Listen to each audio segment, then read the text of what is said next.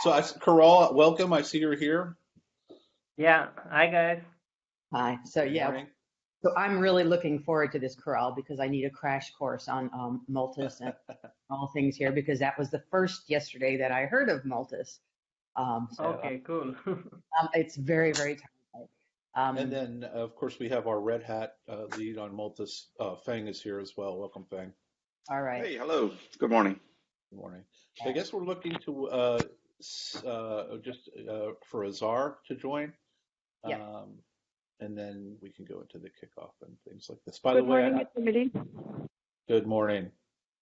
Ready? Just to let you know, Diane, I did promote this widely internally on our NFE boards and things like this. Perfect. I also asked folks to promote it with partners and customers. So I'm hoping that we get quite a few folks. I do see some very key Red Hatters in terms of both our CTO's office as well as our telco architecture team attending. So that's great stuff. If you, oops, Control Z. So what in the chat is a link to hackmd.io, which is what I use for meeting notes. If you can add your name to the list of attendees, I'll try and do it while we're chatting too. You don't have to. I should be able to get there. We'll get started in a few minutes. We'll give everybody, let's say, 2 or 3 more minutes just to join up. But I'm really pleased that Paul is the instigator for doing this. I've been having a lot of side conversations with some of you, and it's good. One of the things I like to do is make everybody talk except me. So I'm just gonna. Well, that might be dangerous in my case. I think people who know me know that I can be a little verbose, and so I'll try to keep it limited today. So one of the things, so I'm just going to get right into the SIG charter and mission because it's really, I'd like to clarify the distinction between, say, a Kubernetes working technical SIG and an OpenShift common SIG. And in the OpenShift common SIG, what we like to do is have sort of twofold. One is to have people share their use cases, their lessons learned, their best practices, and that in this space, and to get updates on new technologies and roadmaps for new technologies that Red Hatters and other Commons members are working on and using in this space, telco to be specific.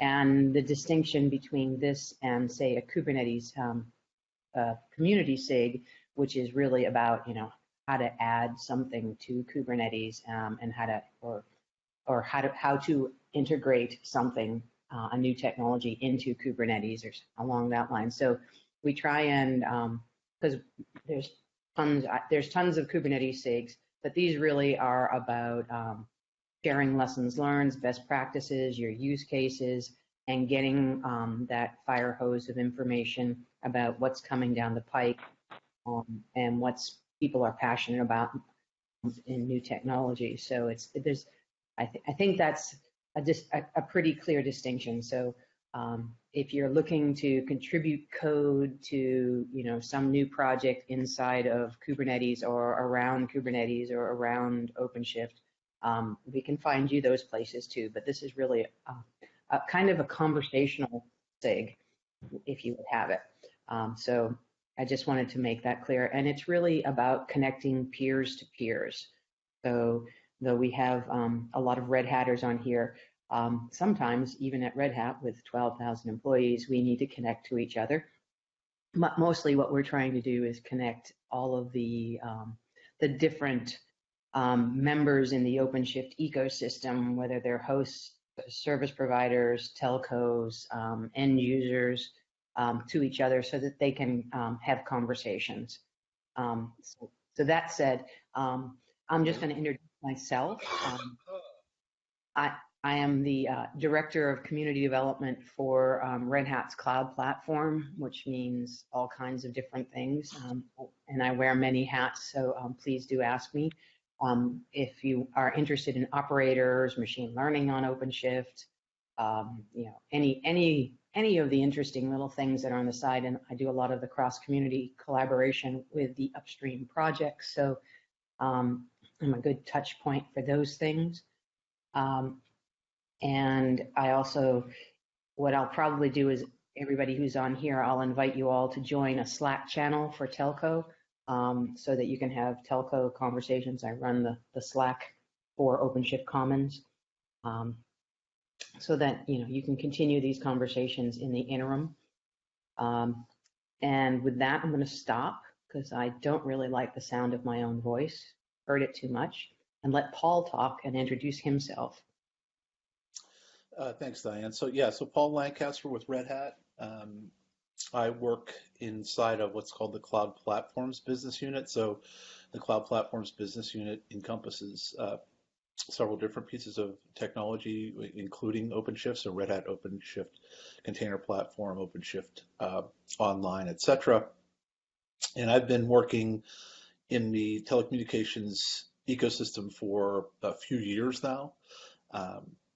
Working with, I'd say, our most strategic partners and a lot of the folks that actually are on the call today. So, working on innovation for our partners in order to deliver, frankly, the best possible technology we can to the telco space. Perfect. So I see a number of you have put your names in as the attendees here. Brad, do you want to just say who you are and what you do at Booz Allen? Sure. Brad Opperman here. I work in a research lab at Booz Allen. We're telco focused. Historically, I'm a telecommunications engineer, somewhat new to the containerization environment, but we're currently running a open EPC on a OpenStack platform. We're a partner with Red Hat, and I'm interested in we're looking at moving our open EPC solution into a containerized environment from the OpenStack platform. That's good stuff. I'm more of a use case engineer, not a software developer. So the open EPC, have you started the containerization of that? Would you be looking at contributing that containerization of that open EPC back to the community so that anyone can use it containerized? I probably don't have that leeway within the Booz Allen cleared space to do that. Yeah, it's because one of the things that we're looking at is there's some open source software in the community, like for instance Clearwater's IMS software that a lot of folks are working on containerizing right now, and it's been containerized to some extent, but it's just always interesting to see what open source software folks could potentially use and frankly run it on OpenShift for telco solutions. Well, we're just starting out the gate on that path, and I intend to stay tuned to Red Hat and OpenShift. And the focus of this SIG is of particular interest to me, of course, based on information I just provided. Sure. So I see Passy's name. So if you could quickly introduce yourself, Passy, and then we'll go through the list. Hello. Yes. Thanks. My name is Pasi Väänänen, and I'm in the CTO's office in the NFV partner engineering team, and I work closely with Azhar and others on the edge use cases in general, and radio access network and mobile network cases especially. Thank you. And Feng? Yes, so Feng Pan, I am from the CTO's office. So my team mainly works with cross-team upstream Motus development, and we are also responsible for delivering Motus through in OpenShift. Sanjay? Hi, Sanjay Ayagari.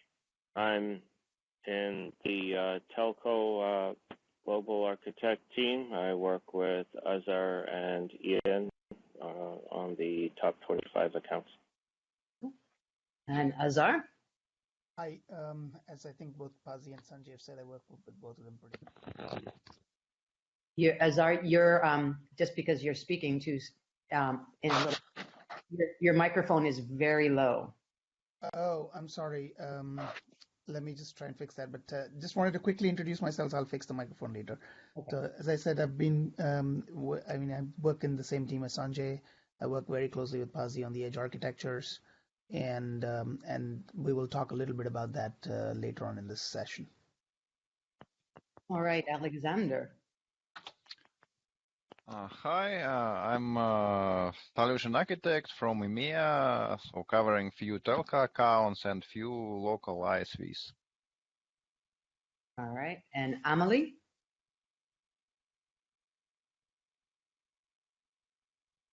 Amelie, muted? Sorry, yes, sorry, I was on mute. I am Emily. I work at Red Hat, and I've been working with Telco for the last 5 years. So with OpenShift and containers. And you're a fellow Canadian, correct? I think? Yes, exactly. Awesome. I'm up in Vancouver. Are you in Montreal? I'm located in Montreal. Awesome. So just for everybody's interest, Emily comes to us from Bell. She's a recent hire into Red Hat. So welcome, Emily. Thank you for joining. Yeah. And William? Hi, William. I'm a senior OpenShift solution architect at the North America Telco team in Red Hat. Perfect. And then, I see Hyde has joined us. David Gertner? Hi, I'm David. I'm a consulting architect with the EMEA telco practice. So I work basically with telcos across EMEA in the implementation. Currently mostly on OpenStack, but I get a lot of questions around what's happening with OpenShift, and that's why I'm here. Right. And then Andrew? Yeah, Andrew Toth, same team as Pazi and Feng. I work with partners, so I've interfaced with Paul on a number of different partners, trying to get their upstream development needs fulfilled in a cross-partner type manner. Then Hyde, who's just joined us. Hyde, hello. Hello, Hyde. I'm Hyde.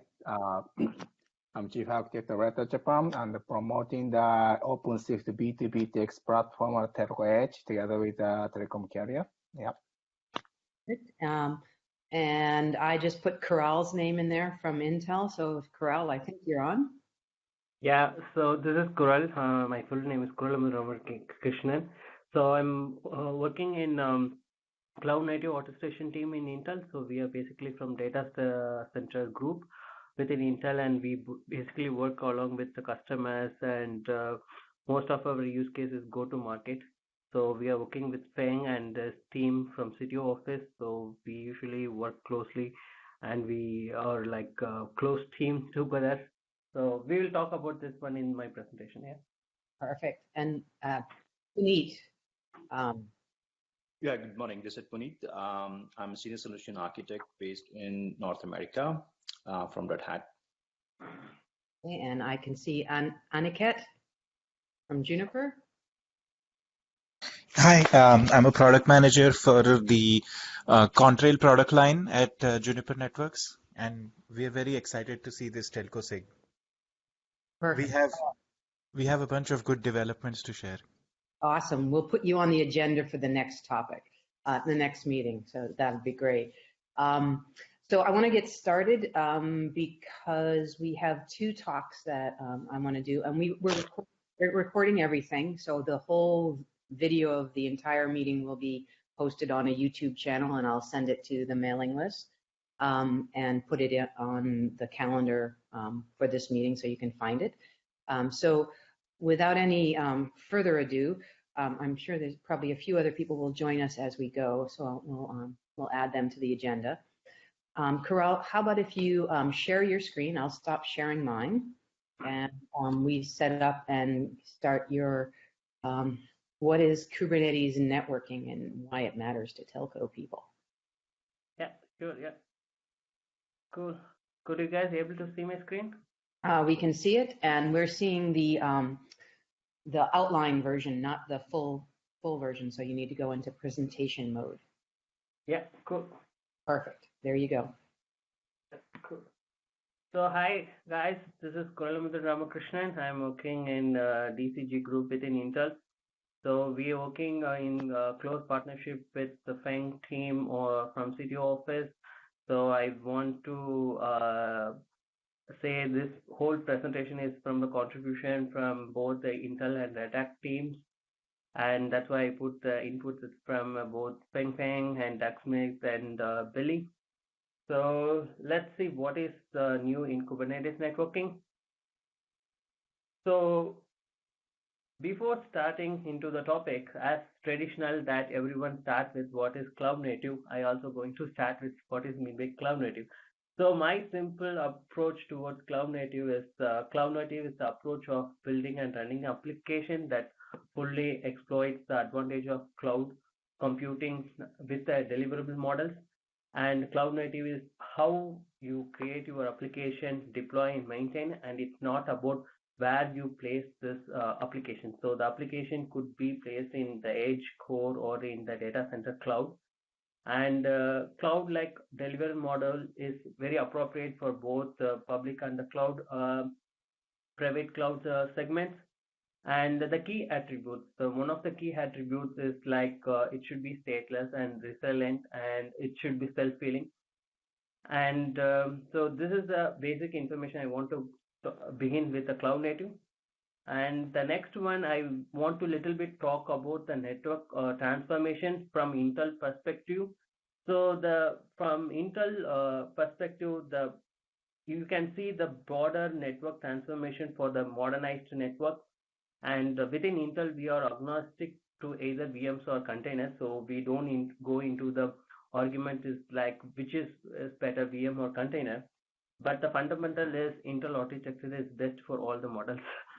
And when we talk with the customers, most of the customers want to have a mixed kind of technology and deployment models. At all the time, it's not all the time, it's only containers. In some cases, it's kind of a hybrid model where they want to have both VMs as well as containers. Basically, it's for the brownfield deployments, and not all the customers are willing to transfer to the cloud native.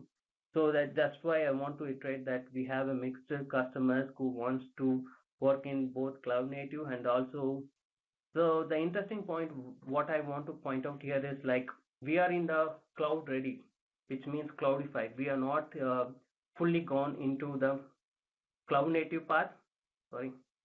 Cloud native. So the path for the cloud native is still there. So we have to do a lot of work to go towards the cloud native. So we are currently doing the cloud ready phase actually. So let's jump into the actual technical stuff. So we will talk here about what is container networking and what is the various deployments model. So this is a slide which is kind of picked from the OpenNFV architecture. So you can see there is various VNF applications. So we are working closely with customers who have containerized their VNF applications, and we are working with various technologies like OVS, virtual switches, FIDO, DPDK, and also in Kubernetes we have a CNI community, and we also working with NBF architecture like MANO and OSM. So within Intel we are like a mixture of various orchestration and service orchestration as well. So what the things really concern us when we talk with the customer. So one of the deployment model, whenever the customer talk, is both like bare metal model and unified infrastructure model. So when you look into the bare metal deployment model, the MANO or OSM is act like a service orchestration, where the Kubernetes is kind of a de facto orchestration engine with Docker as a runtime, a container runtime. And the thing is that the Kubernetes has to manage both the compute, network, and storage. And when we talk with few customers who want to use the brownfield where they have invested a lot on the VM-based infrastructure, they have like to have a model which is like a hybrid or unified infrastructure model. So our team is most of the time working with the customers on bare metal, and we also working with the customers on unified and also in the hybrid model. So, but today's topic will be covering most of the topics related to bare metal actually. So the first thing, so as I said in the previous slide, we took Kubernetes as a de facto orchestration engine. By the time it's a very famous orchestration engine when we started this project like 3 years before. When we started Kubernetes, so there are multiple key challenges which we saw in Kubernetes. Starting, if you want to have web for telco or cable segment customers, the first thing they told us, like, when we want to run a VNF application, it has to support multiple network interface. Suppose currently Kubernetes doesn't support it. And there are a lot of use cases we come at related to performance and also high availability of networking and how you're going to do the CPU pinning and NUMA awareness, telemetry. There are a lot of issues as we have. So we did a lot of brainstorming with talking with the customers and also with open source community. And we came up with the idea of grouping them. So we grouped them. So this is something like the networking is goes to the Kubernetes networking group. How we're going to accelerate the packets. We developed data plane acceleration plugins, and we put all the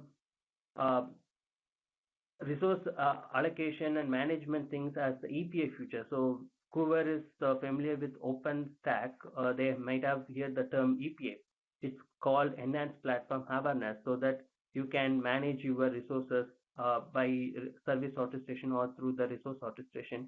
And the last one is the telemetry, which is also the important topic to discuss about service assurance.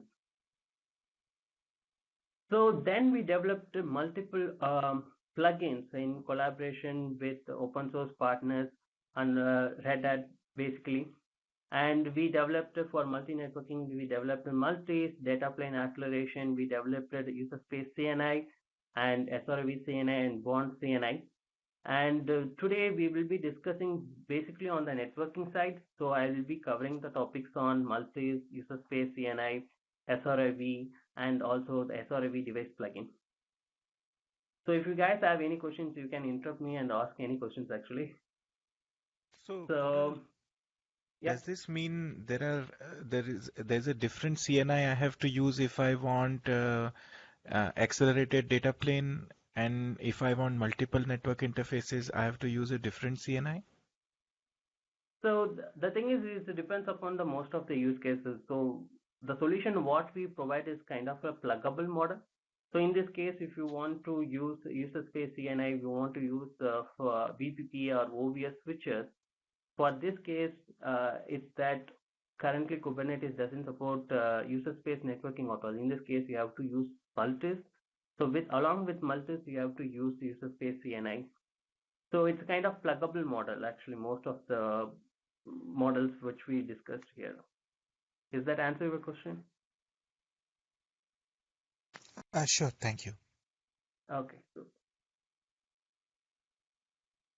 So let's jump into the multiple network interface for VNF. So as I said in the previous slide, the problem statement is Kubernetes doesn't support multiple interface. It supports only one single interface.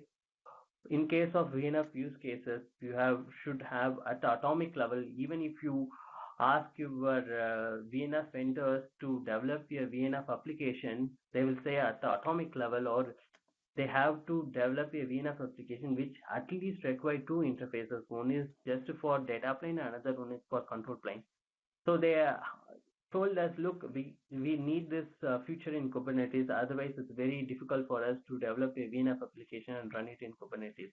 So the first project which we developed within Intel is Multis, and the use cases, as I said, is for functional separation of both the control plane and data plane, and it also provides a different network service level agreement. And basically one of the use case when we talked with the customers, they said, okay, they don't want both control plane and data plane should be in the same interface because of various security reasons. So this project we were started in 2016, and we are trying to push this project, and we find the Red Hat as one of the close partner along with us on this journey for around 1.5 years on pushing this one in the Kubernetes communities. We started with developing native Kubernetes support of multi-networking, and then because of lot of effort from Red Hat, basically from Dan Williams and Peng team, we could able to create a working group which is called Kubernetes Networking Working Group, which is basically focused on creating a de facto standard for multiple networking in Kubernetes. So in this working group is not closely on the implementation part. It's basically on how we can create a standard within Kubernetes so that we can able to support multiple networking. So we created a standard spec where we can define the network attachment definition. So that basic network attachment definition is kind of a spec, like a CNI spec, which you can implement in a CNI or in a device plugin or in any one of your own controller-based implementation. The next one is USERSPACE CNI. So as I said in my previous talk that the Kubernetes doesn't support USERSPACE networking at all. So it basically works on the kernel networking. So for USERSPACE networking, the major use case is the performance. So it's basically the software acceleration. So in this case, we developed a plugin which is called USERSPACE CNI with Red Hat, basically from Belly. He is one of the leading engineer, and he is leading this particular USERSPACE CNI along with other developers from Nokia and Intel. And we developed this USERSPACE CNI, and this project is still in development phase. We are working along with various partners to make sure that this is going to be a stable release. And we also planning to make it as kind of a device pluggable model. So we will discuss about this in the upcoming slides, what is the device plugin and how we could help on networking actually.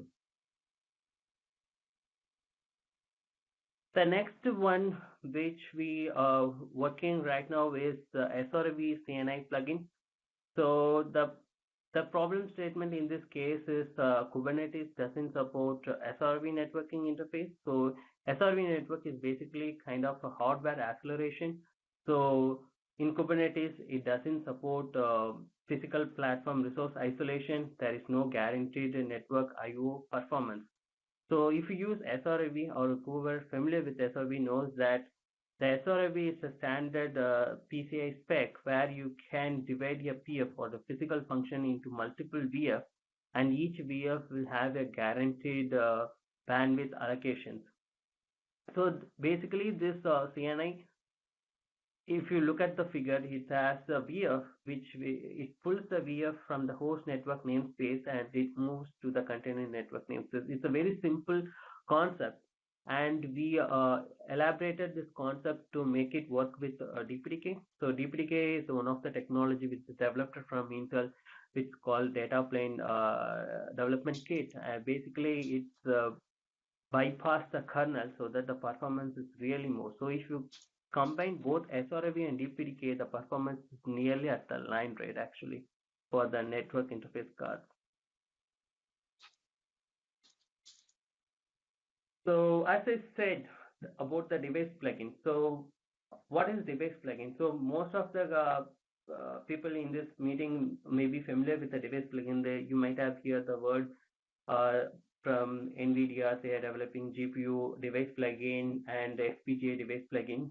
But how the device plugin could help us on the networking? Because both are a different concept, but how it could help us. So before jumping into, let's understand what is device plugin means. So whenever for Intel, we are like a silicon vendor. So we have various devices like QAT cards, smart NICs, and storage cards as well. So these are like a device specific cards. If you want to write all the things in Kubernetes, it's nearly impossible. So the Kubernetes Resource Management Working Group came up with a wonderful concept of develop a device plugin concept where you can manage these devices. You can advertise these devices to Kubernetes, and Kubernetes could be able to keep a bookkeeping of these resources, and it also help you to do the scheduling and setting of those devices. But there is quite few drawbacks in this design is that it doesn't do the reallocation part. But if you are having a networking resources, you have to allocate these resources. When the pod gets teared down, you have to do the reallocations as well. So we came up with the idea, okay, we have the SRIOV device CNI, but the drawbacks with SRIOV CNI is that there is no mechanism we can expose how many VF are there in a node to the Kubernetes scheduler, and Kubernetes scheduler have no idea whether you have SRIOV NIC in your server or not. If you have multi-cluster and you have to support like 1,000 nodes, it's very difficult to have a solution based upon SRIOV CNI. And one more thing is the NUMA awareness. The NUMA awareness, there is no guarantee that both the CPU and the NIC will be in the same socket. So there is no NUMA awareness in this mechanism.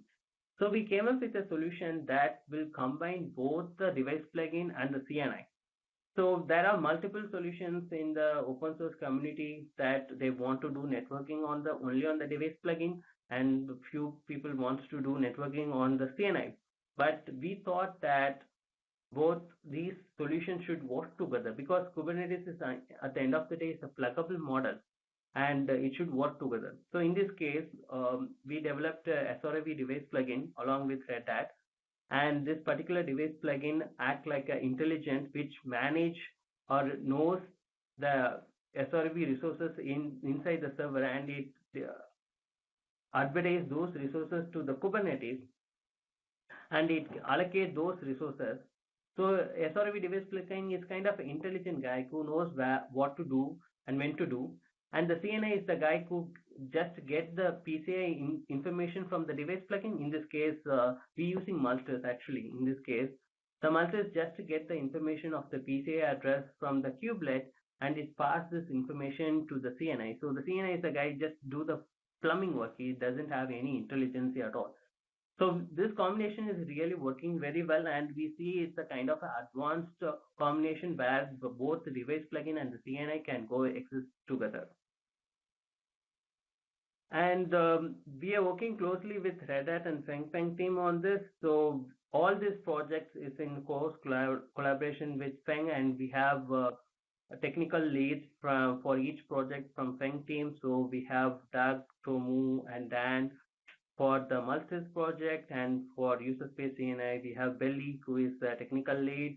And for the SRIOV device plugin, we have Zwangi, who is working closely with another Intel engineer called Abdul. So all this project is a close collaboration between Intel and Red Hat. So Kural, there is a question that came in from the chat, which Arkady from Dell had asked. Arkady, you're welcome to jump in. Yeah, I'm here. I just didn't want to interrupt. So the question I had was, I mean, you have a separate plugin for SRIOV. You know, what about other offloads which NIC can provide, and more generally, you know, the smarter NICs which have multiple different offloads? I mean, how are you going to scale this model of the separate plugin for specific device capability? You mean the device means like GPUs, FPGA, or you? No. Let's stick to NICs. I want to be clear. Sticking to NICs, you have a smart NIC that has a capability for the offload. For, you know, exactly. So kind of different thing. SRIOV is just one of the several possible things that can offload. Yeah, so we are working with Red Hat on this one. We developing a smart NIC device plugin. It's kind of work of doing offloading with OVS switches. So it's still in development phase. So once we open source the design proposal, you will have more information on how it's working. So it's basically a version of SRIOV device plugin, but it works along with USERSPACE CNI actually for the offloading of PF or VF with virtual switches. But we are currently working on the SmartNICs use case actually. So it's a kind of a separate device plugin actually. Oh, yeah, I would expect that we'll want to transition to that one, so we don't have a separate, plugin for each of the functionality of the offload which might exist on the NIC. Okay, otherwise, so we'll have a much, very confused model with all the sort of different plugins and the combination of the plugins as the device might support. Yeah, I think that could be a counter argument actually. So in some cases, the customer wants their specific device plugin which do only a specific case. So I think that could be a counter argument to say there could be only one device plugin which could able to do many things. So I think it's a valid use case as well. Yeah. Yeah. Well, so I think there should be some level of discovery of what are the device capability with respect to the offloads. And then, obviously the scheduler should be able to understand, that you have a device, a NIC device on a node, which have that, one of those capabilities.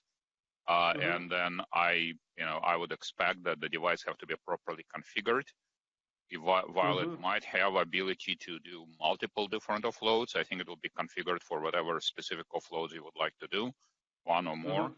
And then that will be part of the configuration of the NIC on the nodes. And then the plugins will have to comprehend that those are available offloads for it versus generic offload capabilities on the NIC. Yeah, so we are working on no feature discovery, which does what you described, right? Which is we should be able to go to a host, a particular hardware host, and do feature discovery and label the nodes appropriately and run different device plugins as needed. So that's kind of the long-term vision that we have as well. Yeah. Good. Thank you. Thank you, guys.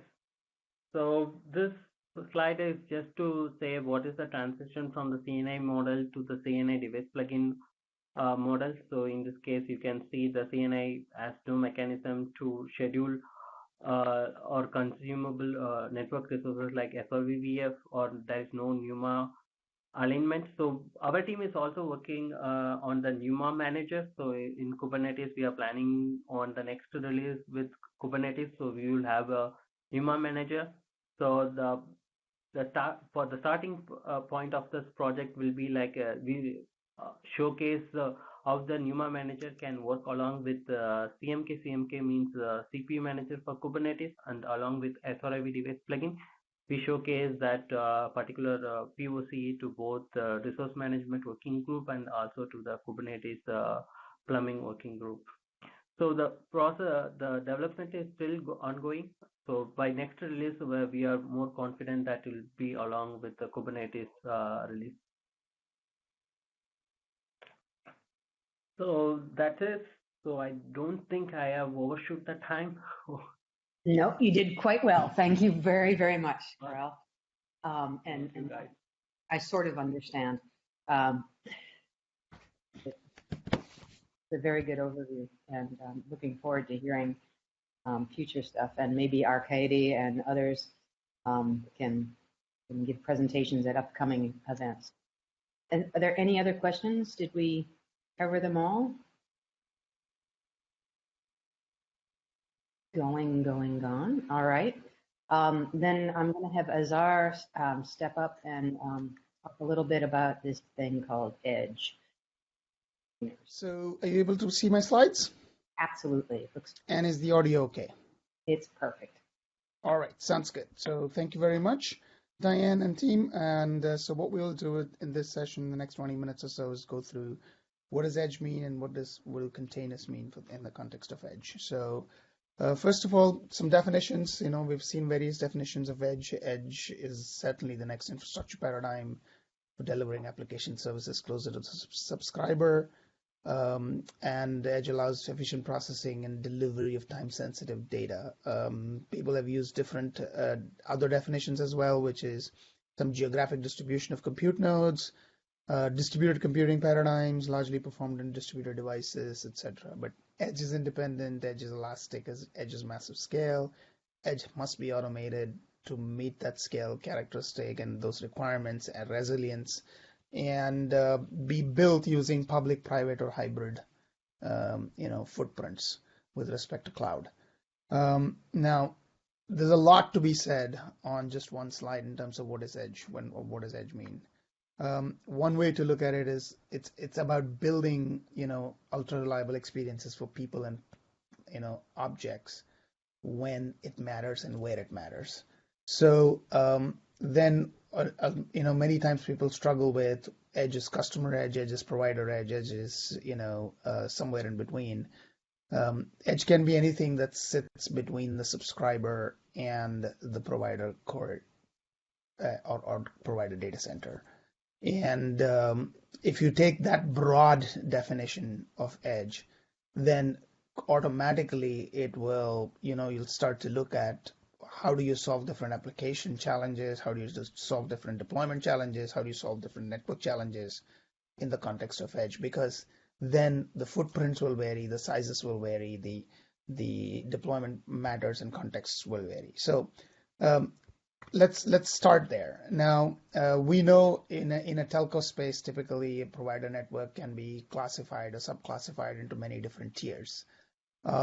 Not all these tiers apply to every single provider in the world, because geographically some of these tiers are merged, and in smaller countries and in countries like US and Canada and Australia, you might have actually much more enhanced set of tiers. But certainly there is the access network, access aggregation network. There's a termination infrastructure. There is the last mile copper fixed wireless in terms of the wireless side of the business, or the copper cable GPON optical stuff.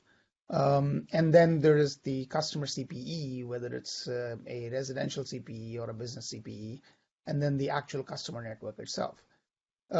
If you look at that tiering or that categorization model, I mean, this is a work that was done between me and Pasi, and full credit to Pasi for actually coming up with this kind of a tiering model. And it then allows us to segment what is applicable in each one of these tiers.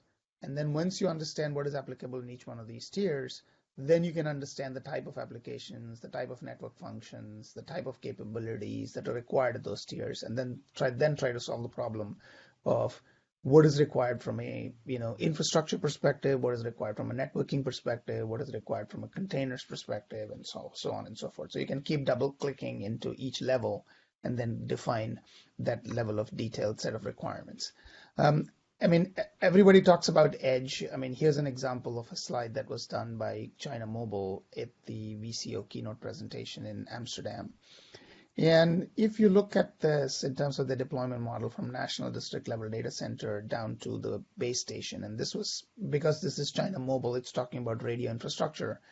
The number of servers that they need to deploy this whole virtualized RAN with edge compute is about 1.25 million servers in terms of number of sites, number of locations, and then multiply each location by the total number that they need in about 2025. This is their estimates. And the distances that these reside from the base station or from the user, and the latency requirements and all of those. I mean, we ended up actually, again, credit to my friend Pasi here for actually coming up and taking pains to catalog all of these details.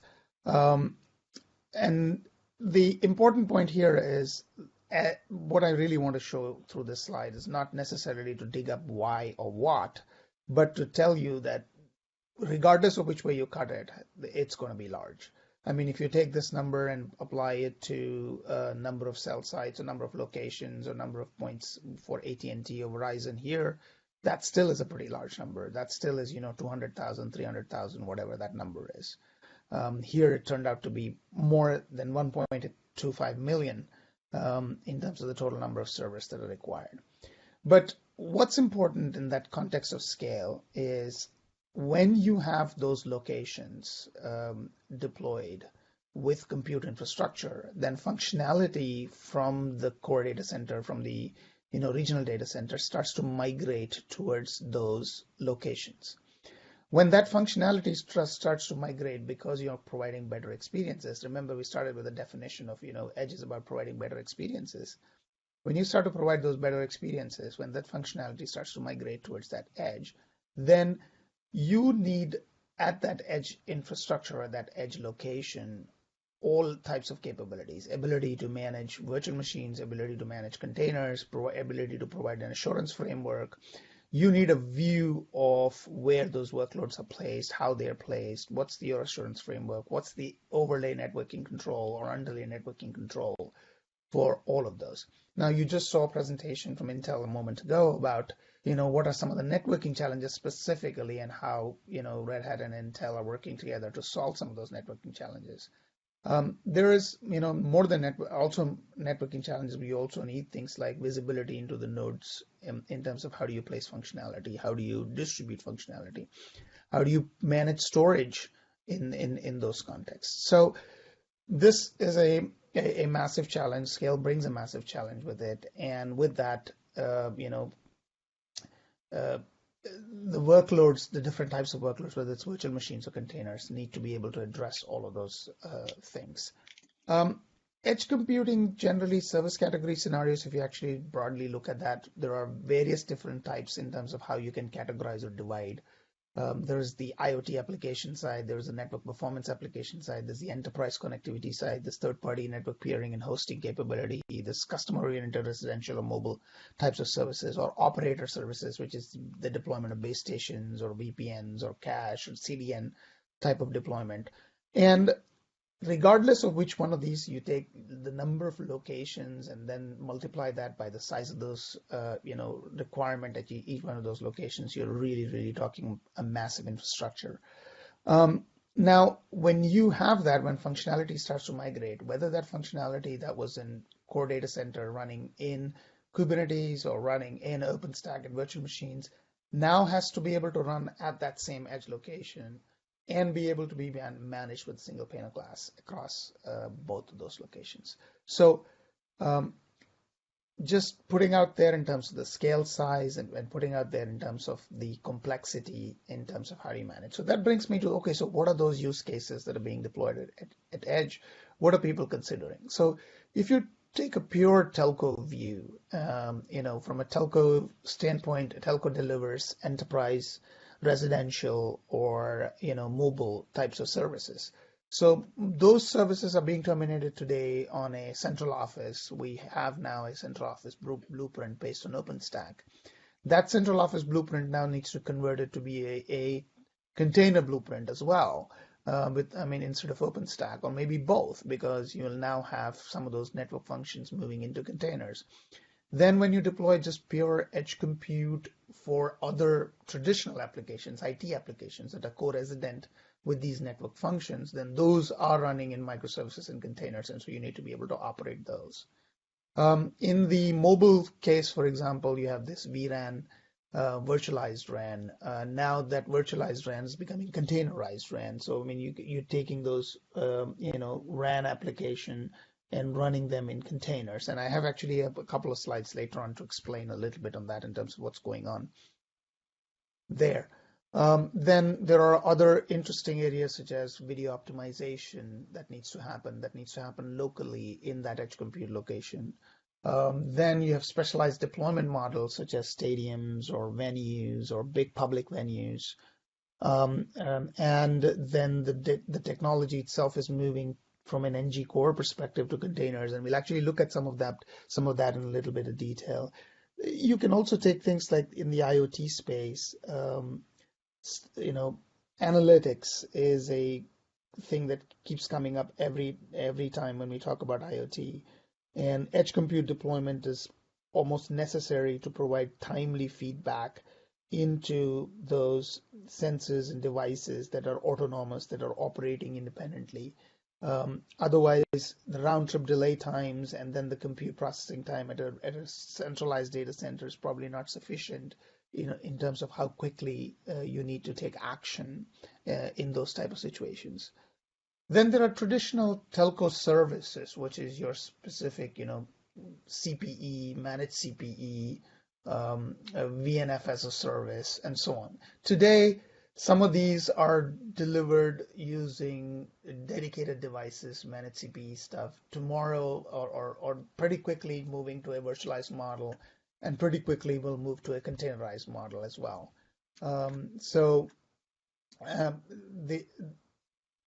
What you will see is, again, more in the word that I want to use is extensive thinking that's being put together by telcos to say, how should I go about transforming my existing set of services into this new model? And how do I go about deploying those? Again, we can talk about each one of these line items for a very long time. But what I want to give you through this particular list is a mix.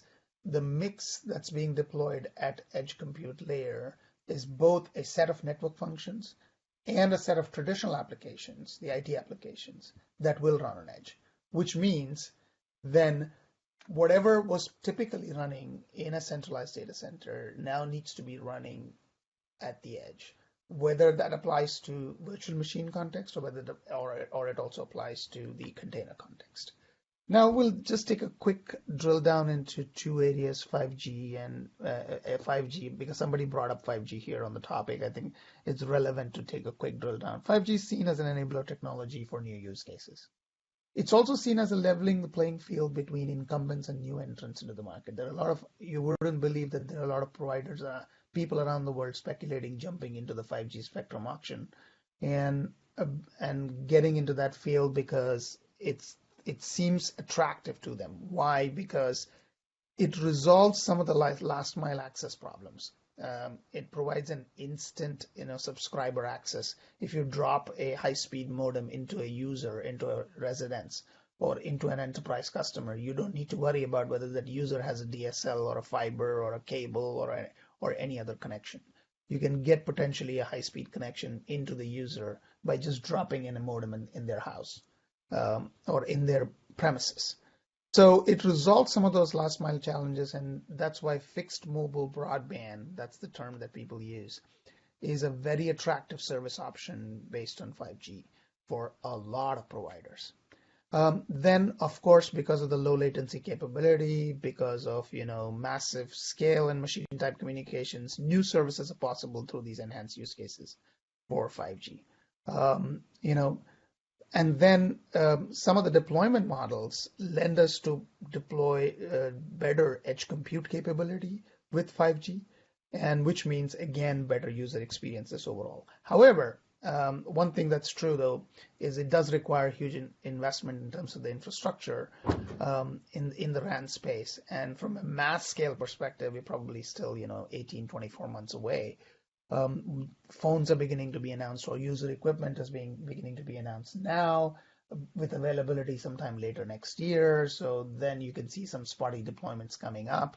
How long did it take for transition from 3G to LTE? Think about that. How long will it take us to transition from LTE to 5G? We can all speculate in terms of how much it takes and how much investment they'll do. Again, just because this is a use case centric, I wanted to kind of point out that you can take these specialized use cases, applications, database requirements, all of those things, and categorize them into these three broad categories of 5G with enhanced mobile broadband, machine type communication, or low latency communication. And then you will see that how each application, each service or each application can be categorized into one of these three buckets and then deployed from a telco perspective. I don't want to go into the details of how vRAN works and how vRAN works for LTE or 5G, but what I want to do is give you a pictorial view of where that compute nodes are deployed in the infrastructure and what is becoming a candidate for containerization going forward. So if you take the 5G architecture, you're splitting the functionality that was in baseband unit, probably running as a virtualized baseband unit, into what we call as centralized and distributed nodes. These centralized and distributed nodes are certainly candidates where you can run these containers, you can run these code in containers. Today, in CUs, they are virtual machines. in terms of any of the trials and any of the conversations we've been having internally. We showed that at the Open Networking Summit in Amsterdam as a demo POC. But there is a lot of talk and there's a lot of conversation around how this implementations can move to containers pretty fast. Not only that, with these infrastructure components moving to containers, there is this standard compute nodes that are being deployed right next to those locations. What we highlight in this picture as edge compute right here inside these two red circles. That edge compute is your generic, compute infrastructure running your traditional applications. It could be, a caching node. It could be your traditional, localized database. It could be your traditional IT application, which could be something that does data analytics with the data that's coming back on this particular infrastructure right there locally rather than at a core data center. Especially that edge compute node allows you to now shunt locally traffic with 5G, where you place the user plane function over there. And then you can do a whole lot of things with different kinds of services and experiment with that. So these compute node infrastructure will have to then run any application, which means containers, VMs alike, right? And those things translate to now many different requirements on our side. So this is about the RAN side. If you look at the packet core for mobile, packet core has evolved from physical devices in the top left side corner to virtualized capability being deployed in OpenStack, which is widely done today, to the new paradigm, which is being discussed right now in terms of, or being deployed right now, which is CUPS, which is controlled data plane separation for better flexibility, to the top right corner, to the NG core specification, which is the next generation core for 5G, which is potentially all containerized. And all of these functions run in containers. And the very next slide, actually, I'll skip this slide, gives you a picture. This is courtesy of Firm Networks. This is their slide. And when they presented this, they said, imagine that we are taking these 5G core functions and containerizing them, building a microservices model, and here's how we are thinking about refactoring those. There is a set of core components or there is a set of common microservices that we will use across many different components inside our network functions. Fault management, logging, HTTP, licensing, security, registry, right? In-memory replication, MongoDB, ActiveMQ, different types of plugins for network, like Calico plugin. So these are microservices that are already available as part of a commercial catalog. These microservices are common to then all they need to worry about is how do you leverage these microservices, and then how do you build the core functionality that's required by the 5G components like access management function or session management function, which is AMF, SMF stuff, so service-specific microservices.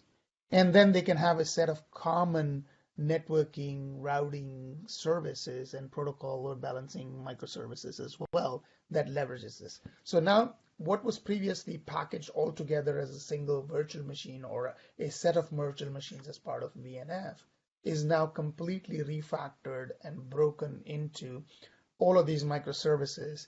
And then these microservices need to be managed as a cluster, as a group, and then deployed in these various different thousands of locations that we need to do. So that brings me to my, the last few slides, which is, so containerizing these things puts in a lot of requirements on, the infrastructure, whether it's so Kubernetes as a container management capability needs to be aware of certain things. Then how do you bring about the other functionality through custom resources, through CRDs, through custom controllers, through service mesh and network mesh, through what other things that we need to be able to add to bring about the similar functionality that we have become a little bit used to in in the VM world at the moment, or VM or virtual machine world, and bring that now to the containers. So multi-site is incredibly important with respect to edge. So provisioning of those multi-sites, provisioning of those remote nodes, the zero-touch models, the single pane of glass of orchestrator model in terms of how do you place that functionality and where. So stuff that was discussed earlier on the call by Intel in terms of node feature discovery, what Feng just answered, these type of features become incredibly important.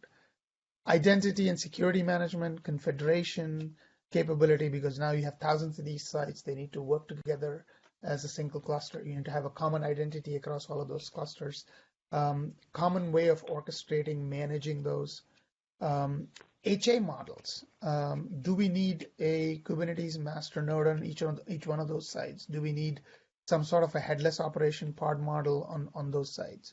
When you restart these containers, can you restart a single container? If you remember my previous slide in terms of how a single VNF got refactored into all of these different microservices, maybe you need to restart differently in terms of bundles and dependency trees. How do you create those dependency trees and worry about restartability of those application bundles? Multi-tenancy is incredibly important for telco. Often we ignore multi-tenancy because we are typically looking at deploying containers inside a single enterprise. In the telco space, now you're talking about taking a service that needs to be offered to thousands of subscribers, thousands of businesses, and you cannot have an application that shares data for those different subscribers. So you may have copies of applications running, in different tenants. Then those tenants need to get their own view of what's going on from their application perspective, from their infrastructure perspective. Networking requirements, I think there's already been talked about enough. There's more in the context of not just Multus, but also things like native v6. Native v6 everywhere. No NATing, no v4 to v6 conversions. That becomes really, really important. Then data plane acceleration, compute, in terms of real-time capabilities, thread pinning, CPU pinning models. I think Intel did go through some of those things that are coming down. How do you patch OSs? Can you actually worry about dealing with this as a black box approach versus an incremental patching model? If you have 1 million nodes, how can you do incremental patching across those 1 million nodes? And on and on and on, right? I mean, I can keep going on with respect to these set of requirements. Some of these things are being worked. Some of these things are yet to be worked. I think through this community, what I'm interested in is collaborating, working, defining, refining these set of things so that not only when, different groups of people who are involved in this get the right set of things to go, then build and develop both in the community level and at Red Hat level, and participate in that. So that's kind of a quick summary of where things are with respect to edge and containers. Again, it was to provide a quick high-level view, and it's about time as well. Well, that's great. Is there any questions right now? Is someone piping in there with a question? Yeah, this is Kural actually. So in one of the slides you mentioned about IPv6, right? So in this use case, you're looking for a kind of a dual stack support for both IPv4 and IPv6 in Kubernetes.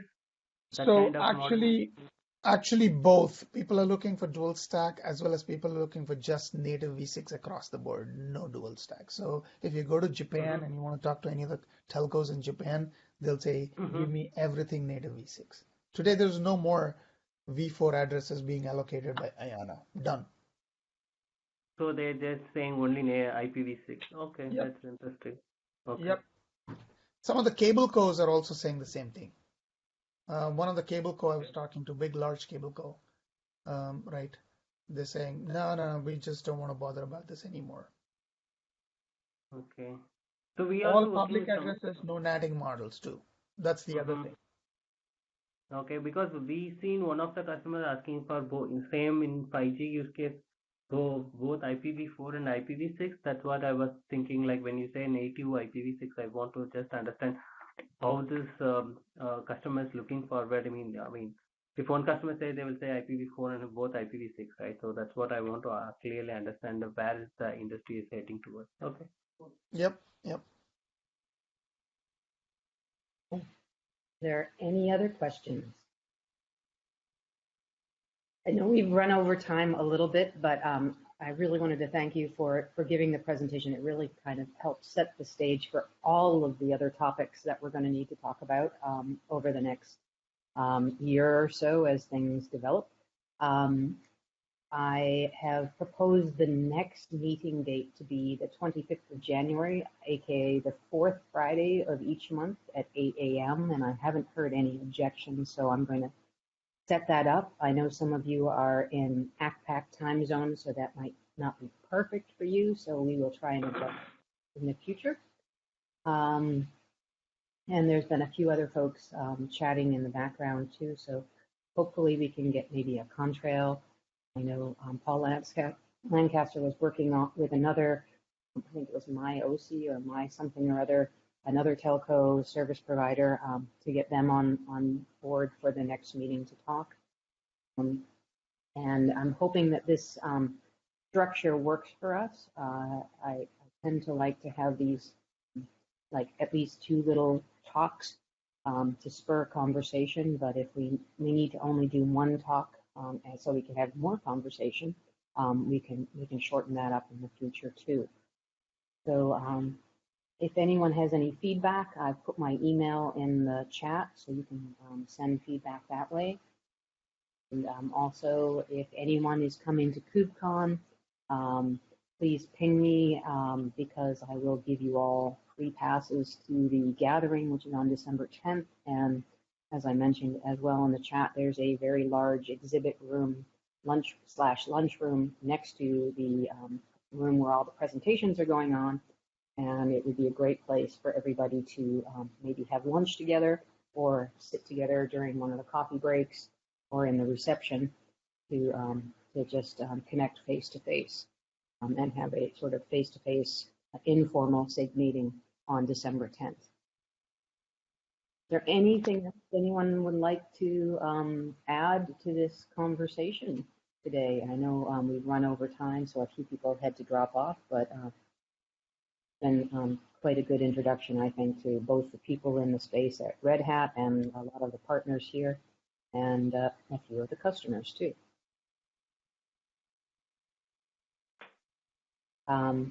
Azhar, if you could email me or add a link into your into the notes to your slide deck, I will publish all of that, and I will try and coerce Paul Lancaster into doing a recap blog post.